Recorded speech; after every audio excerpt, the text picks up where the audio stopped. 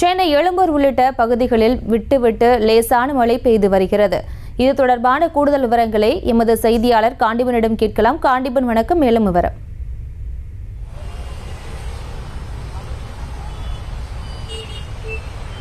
Priyanka, Michaung புயலுக்கு பிறகு மீண்டும் சென்னைக்கு வந்து மழை பெய்ய துவங்கி இருக்கிறது. குறிப்பாக வானிலை ஆய்வு மையம் இன்று மதியம் ஒரு தகவல் கொடுத்திருந்தாங்க. தென்மேற்கு வங்கக்கடல் பகுதியில் ஒரு சிறிய காற்றழுத்த தாழ்வு மண்டலம் உருவாகி இருக்கக்கூடிய காரணத்தினால தென் தமிழகம் இருக்கக்கூடிய அந்த பகுதியில் பல்வேறு பகுதிகளில் வந்து இன்னைக்கு மிதம் மற்றும் கனமழை பெய்யறதுக்குண்டான வாய்ப்பு சொல்லியிருந்தாங்க. அதே நேரத்தில் சென்னைக்கு என்ன சொல்லியிருந்தாங்கன்னா, இன்னைக்கு காலையிலிருந்தே வானம் வந்து மேகமூட்டத்தோடு காணப்படும் சொல்லியிருந்தாங்க. இப்போ தற்போது நம்ம இப்போ பார்க்கக்கூடிய இடம் வந்து எழும்பூரில் இருக்கக்கூடிய அந்த சிக்னல் பாயிண்ட்டு. இன்று காலையிலிருந்து சென்னையில் இருக்கக்கூடிய எல்லா பகுதிகளும் மேகமூட்டத்துடன் தான் காணப்பட்டது.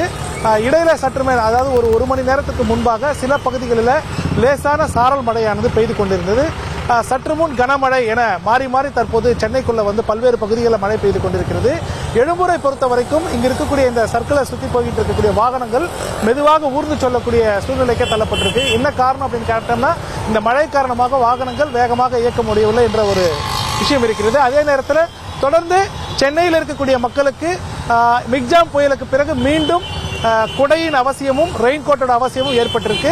இதைதான் தற்போது எடுத்துக்கொண்டு சென்னையில் இருக்கக்கூடிய மக்கள் நடந்து கொண்டிருக்கிறார்கள். பிரியங்கா, செய்திகளை உடனுக்குடனும் துல்லியமாகவும் தெரிந்து கொள்ள சப்ஸ்கிரைப் பண்ணுங்க.